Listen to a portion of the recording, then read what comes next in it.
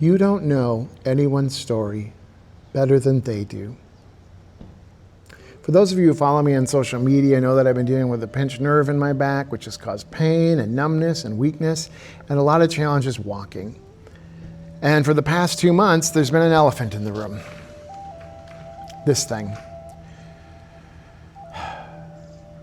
I have worked with seniors and people in the disabled community for probably nearly 35 years.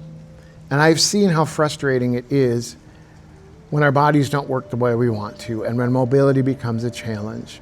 And I've especially seen a struggle when people have had to accept using a walker, especially older folks. You know, a lot of times I'll work with older people that are a little more confused and they'll just forget that they need to use their walker and they'll need reminders. But other times people are actively resistant to it. They'll say, I hate that thing. I don't want anything to do with it. Take it away. I'm not going to use it. No way. Well, guess what? I hate this thing. And I am grateful that I don't need it for now. I know I will need it eventually, because we all will someday if we're fortunate enough to get old. But I thought I knew what that was like, what that frustration was like, and the challenges, what that was like. But I didn't have a clue. When I had to go out in public with this thing, it was embarrassing. For some reason, I felt a sense of shame. Why? Why, after working so long with people and encouraging people that it is not a shame to use help when we need it, am I embarrassed? Am I ashamed? Am I frustrated? I didn't know what it felt like to have to use a walker to get around until now. I didn't fully know what it felt like to deal with inaccessible spaces and realizing that even spaces built for accessibility aren't very accessible until now. And of course, I could never understand what it would be like if you needed a wheelchair to get around. So I didn't fully appreciate that. I also didn't fully appreciate that sometimes we want to help people that have disabilities, and sometimes that is definitely the right thing to do because it is our job to help each other. But sometimes I also understand when people in the disability community push back and say, no, I can do this, thank you. And I know I have a very, I can do it myself sort of attitude, and my wife will definitely tell you that. I think she's had a lot of that in the last couple of months. So, and to me, maybe this is a symbol of getting old. My grandfather used one for the entire time I used him. He had a neurodegenerative disease. I've seen other loved ones have to use them. And from an early age, this was a reminder of what it was to be old. And we don't treat our elderly as well as we could. But that's another reflection, probably for another day. What's really got me thinking is how much I thought I understood the story of what it was like to be disabled, and even having a temporary disability showed me otherwise. A few years ago, I had the challenge of an inner ear condition that popped up and made it hard to hear, but it wasn't the kind of deficit that a hearing aid would help. And I would be in social functions and couldn't hear. And I was embarrassed by that. I was ashamed by that, especially because I was a musician. I didn't want anyone to know this. And I've read some of the letters of Beethoven, who struggled with hearing loss, and his mortal fear was that somebody would realize that he was hard of hearing, because there's a stigma that comes with that, especially if you're a musician. So, and then I also would have music therapy clients sometimes that said, well, just go away. Noise, music, everything sounds like noise to me. Or music makes, I even had someone once tell me that music makes them feel dizzy. And I'm going to admit my bias there was that maybe this was a bit of a psychological issue. And I was wrong. Very, very wrong. We all carry these internal biases. And we don't even realize it sometimes until we're confronted with it. And so this has me thinking a lot about how we sometimes assume we know things about people when we don't. How, as a white person, I might feel like, oh, I understand the struggles of people of color. No, I don't. I can understand some of the factual things, but I can never know what that experience is. I can never understand the experience of having to lock yourself in your house because somebody might come and take you. I can't understand that aspect of the immigrant population.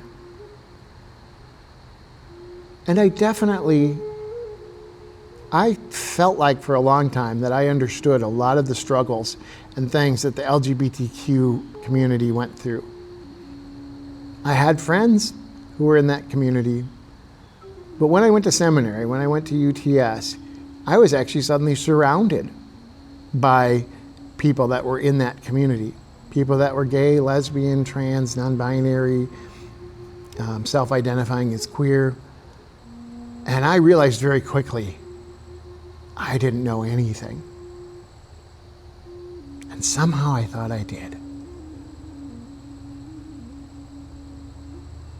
I can't understand what it's like to feel different from the time you're a young age. I can't understand what it's like to feel like you have to hide, and sometimes because you do have to hide these things from your parents and loved ones, so-called loved ones, because of what they might do if they found out.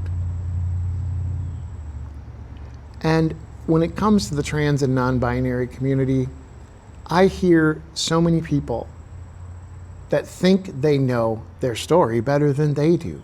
So many people that say, oh, this is a psychiatric thing, or this is in your head, or this is, something is just wrong with you, and any number of things. And those are assumptions and biases based on very limited actual experience. Do you know what it feels like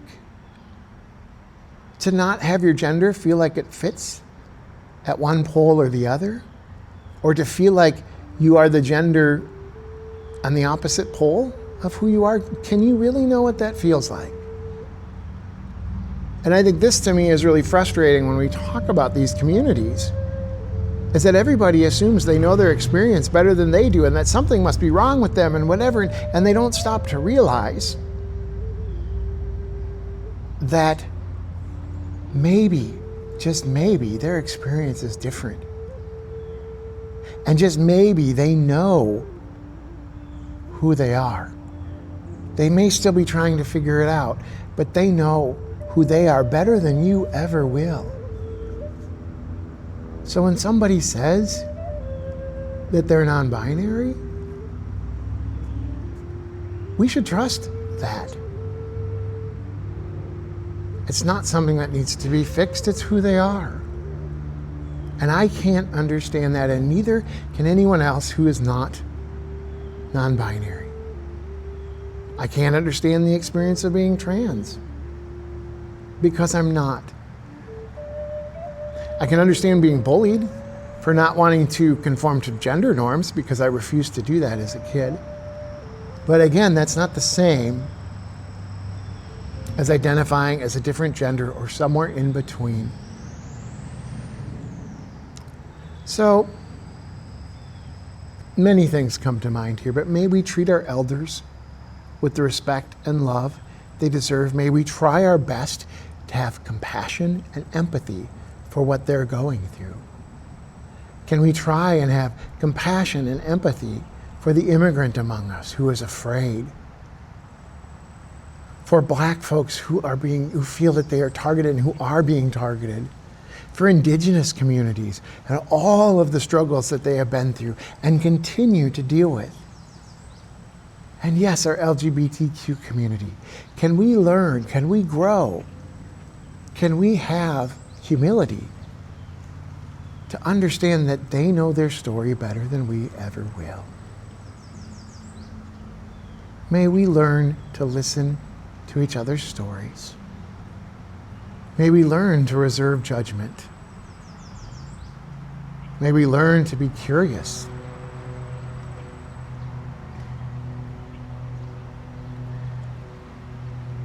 May we not judge another person unless we have walked their path. Walk in beauty, my friends. Walk in beauty.